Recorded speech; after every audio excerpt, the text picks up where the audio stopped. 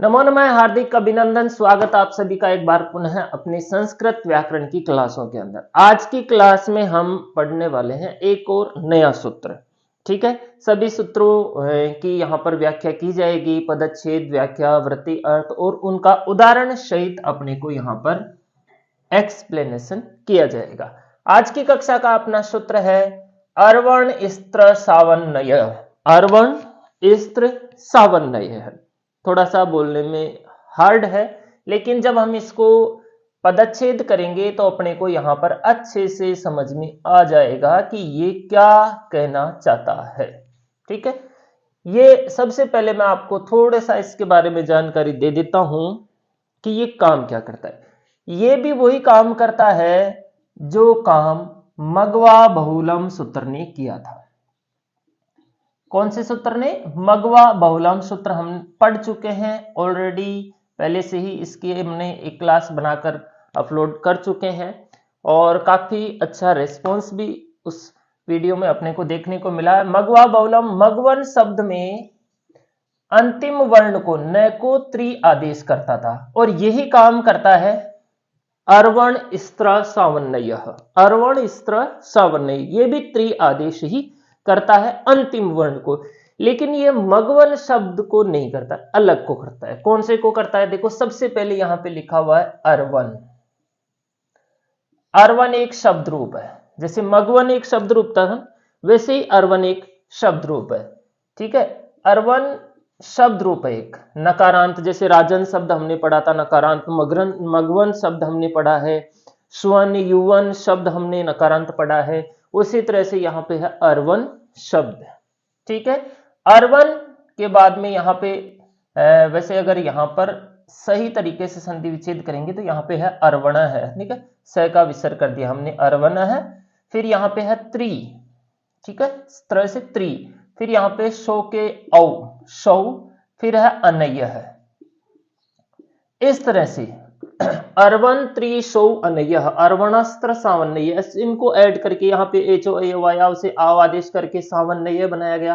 त्रि को संप्रसारण करके री कर रह करके यहाँ पर वापस अर्वणस्त्र सावन्नय बनाया गया। ठीक है, अगर हम इस सूत्र के प्रत्येक वर्ण का यहाँ पर अर्थ देखें तो अपने को सूत्र आसानी से यहाँ पर समझ में आ जाएगा। ठीक है, चार शब्द इसमें अर्वन त्रि सौ अनय, अर्वन त्रि सौ अनय। ठीक है, अर्वन, अर्वन शब्द रहता है,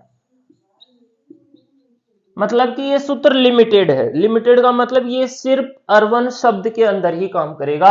आप किसी दूसरे शब्द में इसको ले जाओगे ना तो वहां पे काम नहीं करेगा। स्पेशल है अर्वन शब्द, जैसे मगवन शब्द के लिए मगवा बहुलम स्पेशल था, वैसे ही अर्वन शब्द के लिए अर्वन है। इसकी शर्तें लिमिटेड है कि मैं भाई साहब अर्वन शब्द के अंदर ही काम करूंगा। ठीक है, फिर है यहां पे त्रि, त्रि आदेश अंतिम अवयव को। अब यहां पे अंतिम तो नहीं है तो न को ये क्या करेगा? त्रि आदेश कर देगा, जिसमें से री की क्या हो जाएगी? इत संज्ञा यहां पर हो जाएगी, जैसे ही अपने मगवा बहुलम में हुई थी। ठीक है, तो यहां पर केवल तय शेष रहेगा, तय हलंत, इसको री मत मान लेना आप, तय। सौ, सु, सौ का मतलब सुप्रत्यय है। कौन सा प्रत्यय? सुप्रत्यय। प्रथमा के एक वचन में सुप्रत्यय होता है। सु जस्म उच्चष्टाभ्याम विष्णुभ्याम विष्णुभ्याम से अनय यानी नये, नये रहित अर्वन शब्द। अब ये नये क्या क्या चक्कर है भाई? अर्वन शब्द तो आपने बता दिया, ये नये का क्या चक्कर है? ये नये का चक्कर भी वही है जो हमने पहले एक बार पढ़ा था ना, अनाप्य कह के अंदर उसके अंदर ये दो ए पुंसी में ककार रहित एक वाला शब्द आया था। उसके अंदर हमने पढ़ा था कि ककार रहित क्या है, नये रहित क्या है। नये रहित देखो एक शब्द और होता है अर्वन शब्द, अनर्वन शब्द। एक शब्द रूप और होता है अनर्वन शब्द रूप। ठीक है, नये रहित अर्वन शब्द से ये अनर्वन शब्द होता है ना, ये नये प्रत्यांत होता है। कौन सा प्रत्यांत होता है? नये प्रत्ययांत शब्द होता है। तो ये सूत्र कहता है कि मैं सिर्फ अर्वन में ही करूंगा, नये जो है, नये से जो शब्द रूप बनता है अनर्वन, उसके अंदर में ये काम नहीं करूंगा। ये इसीलिए यहां पर नए आया है। अब हम जान लेते हैं इसकी अर्थ वृत्ति, थोड़ा सा और अपने को स्पेशल जानकारी इसमें मिल जाएगी। नए रहित का मतलब आपको समझ में आ ही गया कि नए नहीं होना चाहिए। नए रहित अर्वन शब्द, नए रहित अर्वन शब्द मतलब कि नए वाला अर्वन शब्द नहीं होना चाहिए, ये वाला नहीं होना चाहिए, ये वाला केवल अर्वन होना चाहिए। ठीक है, नए रहित अर्वन शब्द के अंग को, किसको? अंग को। अंग कौन है इसका? अंतिम वर्ण न। ठीक है, तो अर्वन शब्द के अंग को मतलब अर्वन के न को, अर्वन के न को त्रि आदेश, कौन सा आदेश? त्रि आदेश होता है। अब यहां पे एक छोटी सी लाइन यहां पे लिखी हुई है, न तू सौ, न तू सौ। न तू सौ का मतलब हो गया सुप्रत्यय में नहीं। सुप्रत्यय अगर होता है मतलब कि प्रथमा का एक वचन, प्रथमा के एक वचन में ये काम नहीं करता है, अन्य सभी जगह ये काम करता है, इसीलिए यहां पे आया था सु, सुप्रत्यय। केवल इसमें सु दे रखा था, मतलब कि सुप्रत्यय में नहीं करेगा। जब सु प्रत्यय आएगा तो वहां पर ये काम नहीं करने वाला, उसके अलावा औ में, जस में, अम में, औट में, शश में, टा में, भ्याम में, बिस में, सब में करेगा। ये सिर्फ एक में नहीं करेगा, प्रथमा के एक वचन में सु के अंदर, वहां पर ये काम नहीं करने वाला। तो ये अपना सूत्र है अर्वण स्त्र सावन नयः। ठीक है, ये इसका पदच्छेद अर्वन है, त्रिशौ अनय वैसे तो सूत्र के पदच्छेद में भी अपने को अच्छे से समझ में आ रहा है कि अर्वन यानी अर्वन शब्द के नय को त्रि आदेश होता है, सु और अनय प्रत्यय परे रहते नहीं होता है। ठीक है, नए रहते से अर्वन, नित्य से अंग से त्रि इति अंत आदेशो न तु शौ।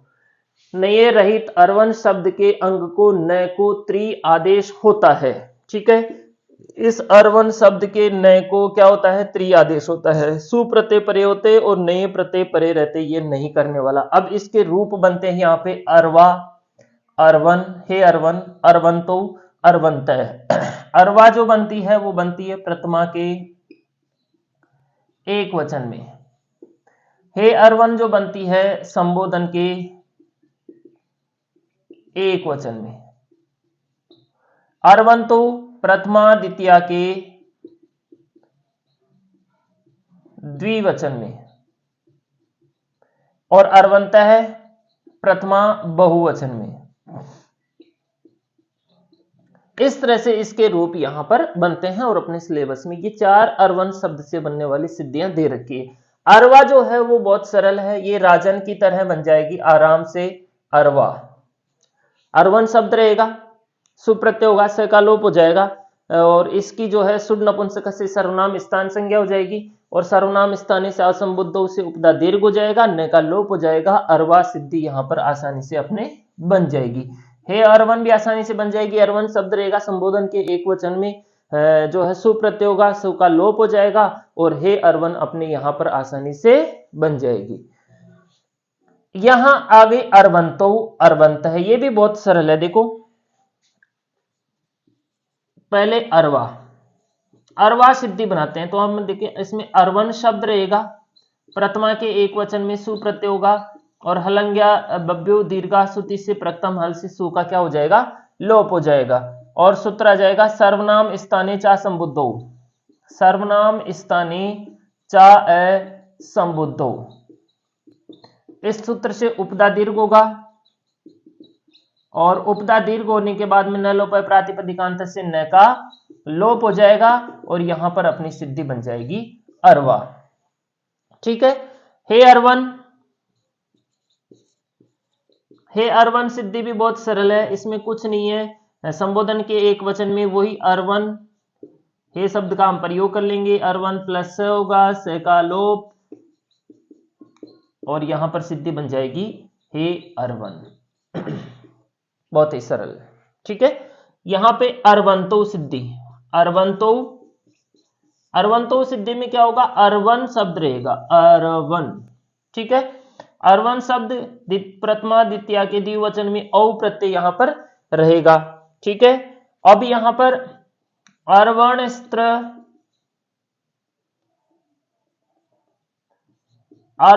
स्त्र सावन्नयः, ये सूत्र यहां पर आ जाएगा और ये क्या करेगा, इसको नको त्रि आदेश, नको त्रि आदेश हो जाएगा। उगितचाम सर्वनाम स्थाने से यहां पर नुम का आगम होगा और यहां पर हम आपस में इसको मिलाएंगे तो यहां पर अर्वंतो सिद्धि अपनी बन जाएगी। ठीक है, इस तरह से अपने यहां पर आप इसका एक बार स्क्रीनशॉट ले लें ताकि आपको यहां पर समझने में आसानी रहे। अब मैं अभी सिद्धियों का निर्माण कर देता हूं अच्छे से, यहां पे थोड़ी सी अपनी जगह कम रह गई है।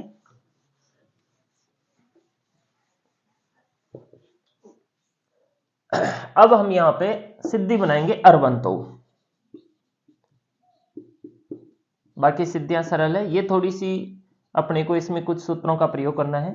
देखो इसमें क्या होगा, अर्वण शब्द रहेगा, प्रथमा द्वितीया के द्विवचन में अपने को कौन सा प्रत्यय यहां पे हो जाएगा, औ प्रत्यय। ठीक है, अब यहां पर हम क्या करेंगे, सूत्र लगाएंगे, अर्वण स्त्र सावन्नयः। इस तरह से अर्वण स्त्र सावन्नयः से हम यहां पर इति सूत्रेण, इस सूत्र से प्रथमा और द्वितीया, प्रथमा द्वितीया द्विवचने, प्रथमा के द्वितीया के द्विवचन के अंदर अपने को यहां पर प्रथमा द्वितीया तो प्रत्यय हो चुका है, यहां पे अर्वण इति सूत्रे न स्थाने, न के स्थान पर क्या करना है, त्रि आदेश, अनुबंध लोप, त्रि आदेश करेंगे, अनुबंध लोप होगा तो यहां पर री का इत संज्ञा हो जाएगी, तो क्या शेष रहेगा, अर्वत प्लस औ। इस तरह से, क्योंकि न की जगह त्रि आदेश हो गया तो त्रि में से री की इत संज्ञा हो गई और यहां पर शेष बच गया अर्वत प्लस औ। अब यहां पे री की इत संज्ञा हो गई है और इसकी सर्वनाम स्थान संज्ञा भी होती है, तो यहां पे सूत्र आ जाता है उगीतचाम सर्वनाम स्थाने अधातोः। ठीक है, जैसे मगवंत है, मगवान के अंदर आया था ये सूत्र, वैसे यहां पर आ जाएगा। इति सूत्रेण क्या करता है ये, नुम का आगम, नुम आगम करते, नुम का यहां पर आगम हो जाएगा, अनुबंध लोप होगा तो यहां पर स्थिति बचेगी अर्वंत प्लस औ, आपस में मिलाएंगे, अपनी सिद्धि यहां पर बन जाएगी अर्वंतो इति रूपम सिद्धम।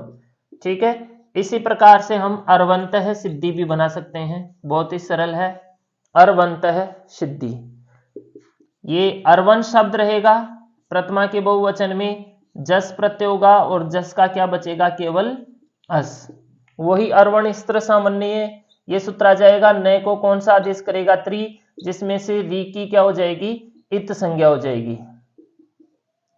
ऐसा होने पर यहां पर स्थिति हो जाएगी अर्वत प्लस अस। अब सूत्र आ जाएगा यहां पर वही उगीतचाम सर्वनाम स्थाने अधातोः से, यहां पर हम नुम आगम करेंगे, अनुबंध लोप करेंगे और यहां पर स्थिति हो जाएगी अर्वंतस, आपस में मिलाएंगे, स का र करेंगे, र का विसर्ग करेंगे और अपनी सिद्धि यहां पर आसानी से बन जाएगी, अर्वंतः सिद्धि बन जाएगी। ठीक है, ये सिद्धि और ये सिद्धि, अर्वा सिद्धि बहुत सरल है। यहाँ पे अर्वन शब्द रहेगा, प्रथमा के एक वचन में सु प्रत्यय हो जाएगा, अनुबंध लोप हो जाएगा यहाँ पर। ठीक है, फिर यहाँ पे सर्वनाम स्थाने चा संबुद्धों से, सर्वनाम स्थाने चा असंबुद्धों एक सूत्र आता है, उससे हम इसकी उपदा दूर करेंगे यहाँ पे। तो यहाँ पे स्थिति हो जाएगी अर्वान प्लस स का लोप, हलंग या बब्बे दीर्घात से स का लोप करेंगे और यहाँ पर स्थिति हो जाएगी अर्वान और न लोप है प्रातिपदिकांत से न का लोप करेंगे और यहाँ पर सिद्धि अपनी बन जाएगी अर्वा इति रूपम सिद्धम। हे अर्वन में भी सेम, यहाँ पे सर्वनाम स्थान से उपदा दीर्घ नहीं होगा, बाकी स का लोप हो जाएगा, हे अर्वन भी यहाँ पर बन जाएगी। तो ये था अपना सूत्र अर्वण स्त्र सामान्य है और इसकी कुछ सिद्धियां। धन्यवाद।